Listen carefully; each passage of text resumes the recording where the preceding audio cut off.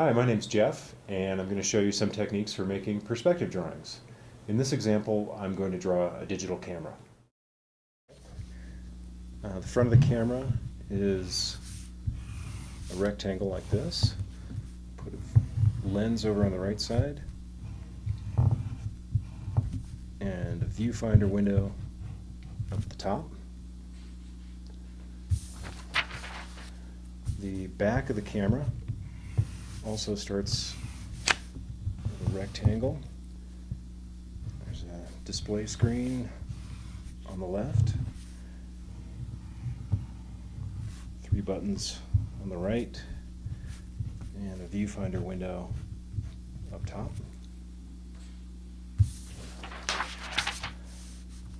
Left side of the camera is a narrower rectangle.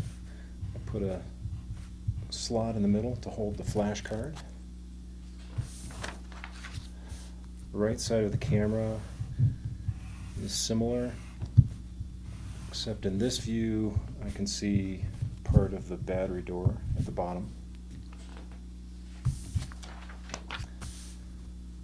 The top of the camera is a wider rectangle. Put a shutter button over here on the right side. And the bottom of the camera is similar to that, except you can see part of the battery door in this view. So drawing in perspective is sort of like gluing all 6 of those views together.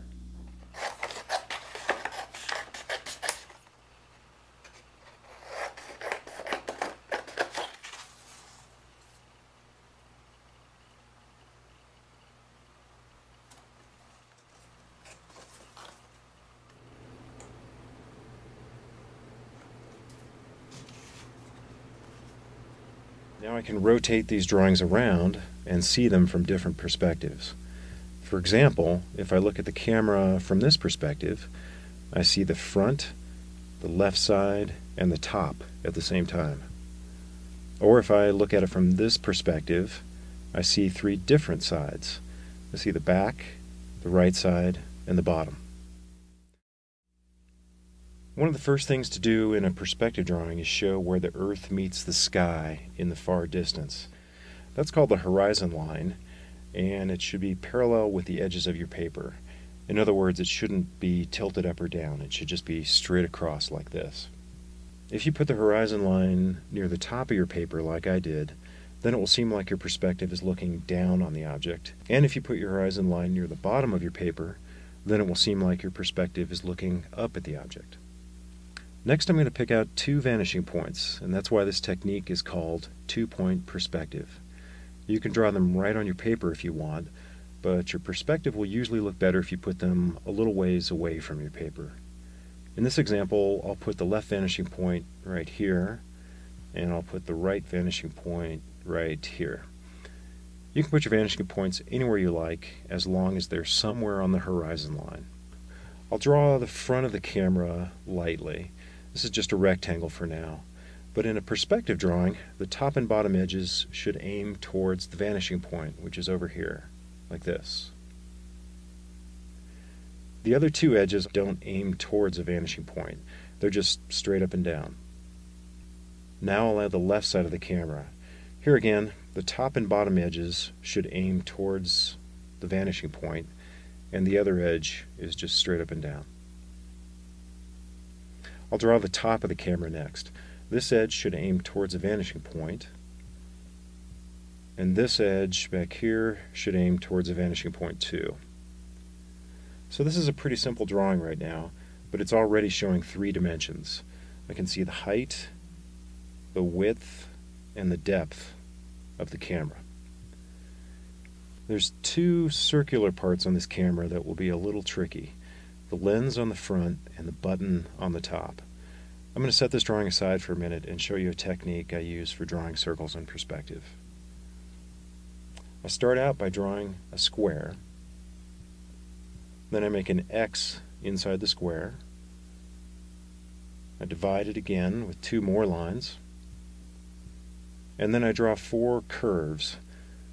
And these are the four curves where a circle would touch the square. Each curve is placed in the middle of one of these dividing lines.